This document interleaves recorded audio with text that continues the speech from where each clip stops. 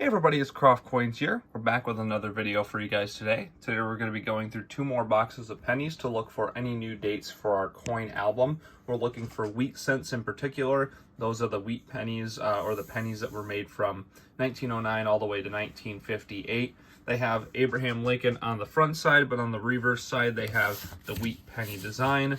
And they are old coins. Some of them are worth a lot more than others. Most of the ones that we find in boxes are pretty common, but we do occasionally find a rare date or something like that, and that's what we're trying to do. We're trying to complete as many of these coins in these books as possible to get all the dates. So what we're going to do is go through these boxes and see what we can get. We'll start with this left box right here. Hopefully we can get some awesome wheat cents today and maybe some even more interesting finds. So let's get started and see what we get. This is a very good sign. I pulled out the first 5 rolls of our box, and we've got something in here. It's a 1940 something, so we'll save it for our last roll and open it live. We're in roll number 3 of this box, and we're not going to have a wheat penny, but we're going to have something that is essentially the Canadian equivalent, as I call it, and it is a King George VI penny. Now this, as you guys know, pennies are no longer made in Canada, but we do often find a lot of Canadian pennies in circulation, especially here in my state of Michigan that I live in. I'll typically find a couple in every roll, a couple Canadian coins in general, but this is actually an older coin. It's not worth a ton of money for the most part. These dates are pretty common, but we'll take a look at what this one is. The date on this one is a 1943. And like I said, you know, it's a pretty common coin, but anytime you can find one of these, it's a nice little piece of history. So we'll keep looking. We're on roll number 10, and although this is our first wheat cent, we may have 2. I saw this coin, it looked a little worn. Nope, just a 1964. These often can trick us based on the wear. This coin right here is our first wheat cent, but this thing looks pretty worn, and it could be an old one. That would be awesome to get a pretty old wheat cent for our first one in the box. And look at that. We've got a 1925. That is a very old coin right there. We are at 99 years old on this coin in terms of age. I'm taking a look in the book right now. We do have this date in our book already. It's a pretty common 1920s date, but it is awesome to see nonetheless. It's a very good sign, and let's hope for more old coins like this. Maybe we can get some new dates for our book. Let's keep going. We're on roll number 18, and we've got our next wheat cent. I found this one right here. The date was facing us. It's a 1956 Denver common date. Let's keep going. 2 rolls later. This coin was the second coin. It was almost on the end of the roll. Very nice looking wheat cent on the back here. Let's see what we've got. And we've got a 1955 Denver. Awesome. Good to get a nice shaped wheat cent like this. You don't see them often in this condition. I just pulled up the next 5 rolls again right after we got that wheat cent, and we've got another ender. So 2 enders in this box. We'll save both these rolls for the end. Roll 25. We're about halfway through this box. This looked like a worn one. It's a 1945p. And if you're ever wondering about how much coins like these are worth, you can always take a look at the mintages online or how many of each coin was made. Most of the coins from the 1940s and 1950s are not worth a lot unless they're in an outstanding condition. And I'd put the average value of a wheat cent in a condition like this, just a normal date, between, you know, 5 cents is about a good estimate. I'd say it's like pretty fair depending on what you're looking for. Some of them can be worth some more, but for the most part, wheat cents are not super valuable. But what you're looking for here is the old ones or the rare ones. Let's keep going. Roll 40, and I think we may have our next one. That's right. We have a 1945S right here. Pretty sure we have this date already. I know we're missing a couple 1940s dates.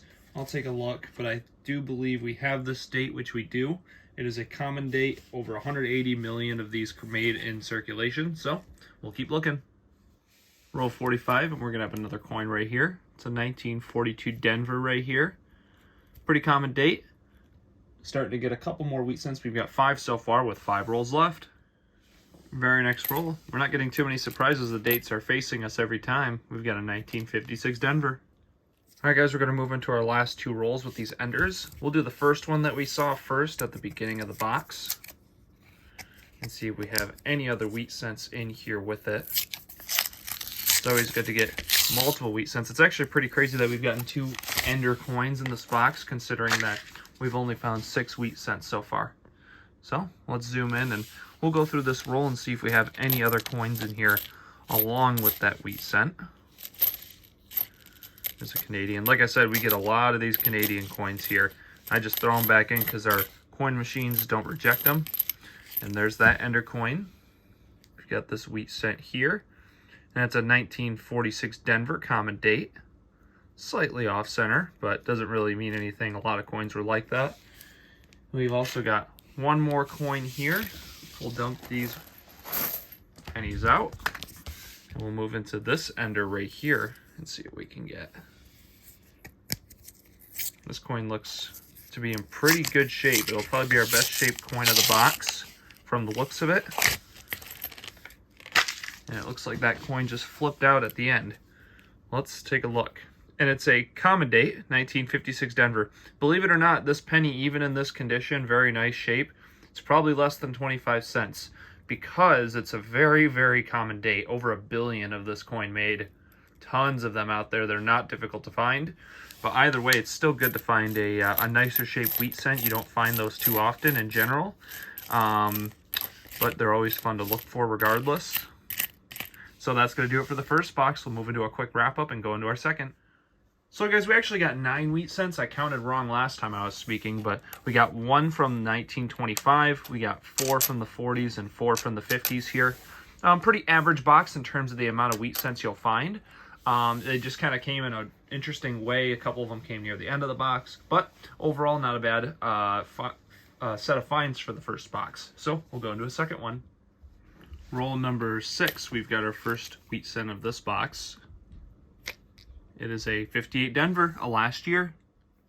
Roll 11, I think, is going to give us our next wheat cent here. Yep. Got a 1945 Philadelphia. Roll 13, I think we're going to get our next one as well. Let's see what we got here. Yep. We've got a 1949 out of Denver. You can see that D right there means where it was made. The letter underneath the date is where the coin was minted. You either have Philadelphia, which has no letter below it, D for Denver, or S for San Francisco. Roll 22, saw this date. We've got ourselves a 1944 out of San Francisco. Very next roll, we've got another one. Got a 1953 Denver. Roll 25, we've got another one. This is a 1947 out of Denver right here. Roll 27, we've got ourselves a 1951 Philadelphia right here. Roll 33, and I saw a wheat cent. Let's take a look. It's a 57 Denver. Roll 34, we've got 2 wheat cents. We've got this one right here that I saw first. It could be older. Just a 42 Denver on that one. And I saw later in the roll, we've got another one right here. This one is a 49p. I pulled out rolls 36 to 40, and we've got a pretty dirty looking wheat cent ender, so we'll save it for the end. Roll 39, and I saw another wheat cent. Getting a decent quantity of them this box. This one is a 1946 Denver. Roll 43, and we've got a wheat cent right here, a 1945 out of San Francisco. Roll 48, and we've got another one here. Gonna sneak another one in before we get there. It's a 1953 Denver. Alright guys, we're moving into this ender roll.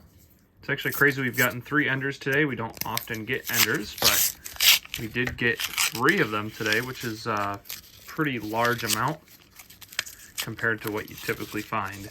So, let's take a look and see if we have any other coins in here along with this wheat cent.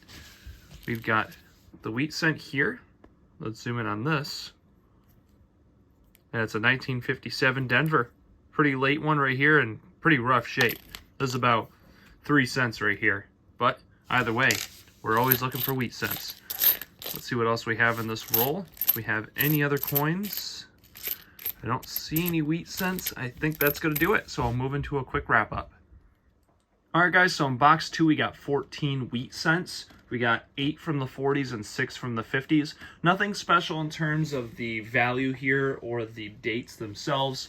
Just a pretty average box in terms of the finds, but we did get a 14 wheat cents, which isn't bad in terms of the quantity. Now, even though we didn't find any dates for a book today, it's always fun to go through penny boxes and see what we can get.